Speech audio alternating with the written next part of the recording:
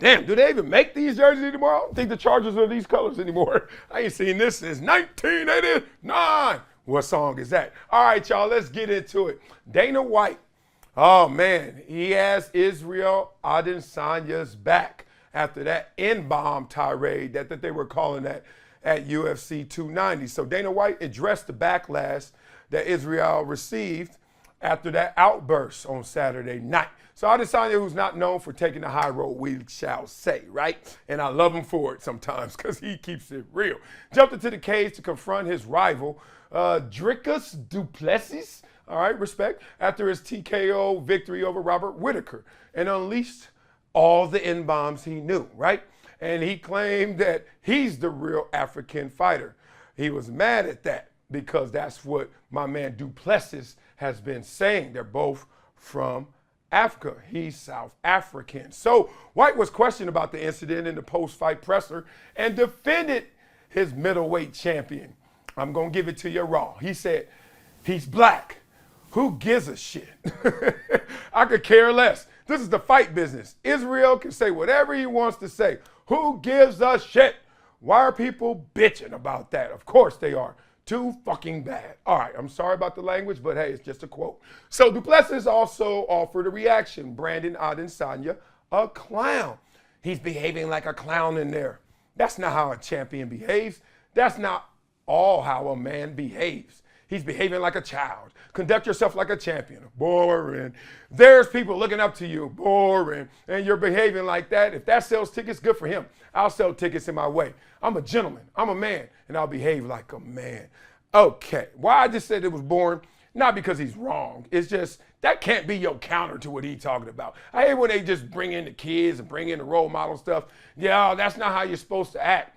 Oh, so kids should know how to do bare knuckles and gouging out eyeballs and all this stuff. Oh, they don't do that in the UFC. Oh, they do everything else. Exactly. So you want the kids to do all that too? No. So don't try and mirror these things and try to put them the same. So the South African rubbed Adesanya the wrong way with the real African fighter comment, comparing his African residency to that of Adesanya, who lives in New Zealand.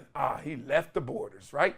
He has since defended himself against the resulting criticism, stating he never explicitly said he would be more African than Adesanya. That's where we got this. Now, this story is interesting on that level alone. Like, damn, you ain't even fighting. You jump in the ring, grab the mic, and start unleashing on this dude because you got the issue. Now, you know they allow that because obviously that's going to create storyline. Creating that storyline is going to get us more interested in a potential fight. Or just UFC in general, correct?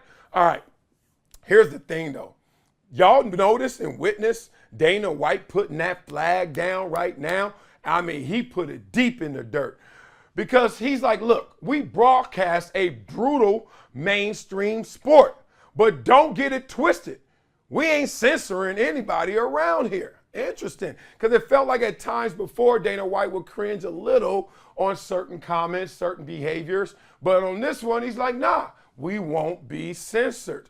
We won't bow down basically to Madison Avenue because frankly, we already sold our business. We already made our money. That's part one. And part two, only way for them to grow this business of UFC continuously is to be authentic, right? To stick to their script. We know what the sport is. Everybody know how brutal UFC is. At the same time, safer than boxing. Like, it's crazy. You see all that blood on the mat by the end, by the main event. It's just bloody everywhere, right? But in a weird way, it's brutal, but it's also tame. Like, they all can tap out when it's too much. In boxing, you get your ass knocked out, right? Ain't no, okay, unless you're Roberto Duran. But the point is, you don't see too much no mas in boxing where you can see it all the time in UFC, and it's respected. I love Dana White for this moment. He's not serving two gods. He's not like, yo, oh yeah, I got them sponsors and those brands. Oh, that ain't gonna go well. Even if I don't like the N-word, even if I don't wanna hear the N-word like that, I like the fact that Dana White, president, is sticking his flag like that. So this is how you grow. You stick to your script. I heard a lot of you guys got mad at Pat McAfee because he went to ESPN, because a lot of you went to Pat McAfee because he wasn't ESPN. So that's some identity issues that can happen to a brand when you don't stick to your script. I understand where you guys are coming from. I also love the fact that everyone's in awe of the lions, right? The competitors, the combatants. Everyone's in awe of it, but they hate the sound of the jungle. You catch what I'm saying? Remember when Aaron Andrews ran up on Richard Sherman? And that was my favorite interview. That and Skip Bayless and Jalen Rose. Those are my two favorite interactions ever. And I'm like, you give him the mic and you ask him about him and Crabtree. You ask him about the game he just played. You ask the lion in the moment, how is he feeling? And he roared.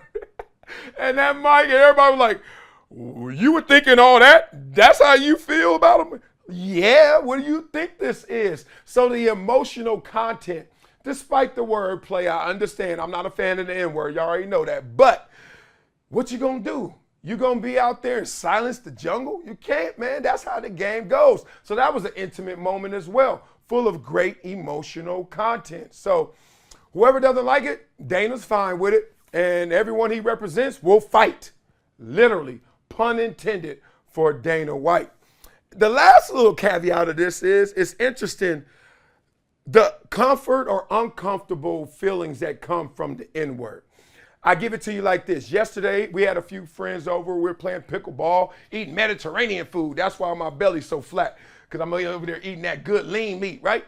And my neighbors, they're actually famous. I ain't gonna tell you who, but they're not black. But their son is home from college for vacation, and he likes rap, and he ain't black, and he plays a lot of rap with N-words, and I don't play any of it, right? Not around my kids and itty bitties in the backyard. So I'm like, damn, you know what I was thinking the whole time he playing these songs? Is he gonna sing along with them? Is he gonna say the N-word, right? Ain't that crazy? Like when you see somebody say the N-word and then they're not black, and then, so what if they are black? Like still it feels weird? I just want y'all, let me know how y'all feel about that. How would y'all handle that situation? He didn't say it, but what if he did? What would y'all do?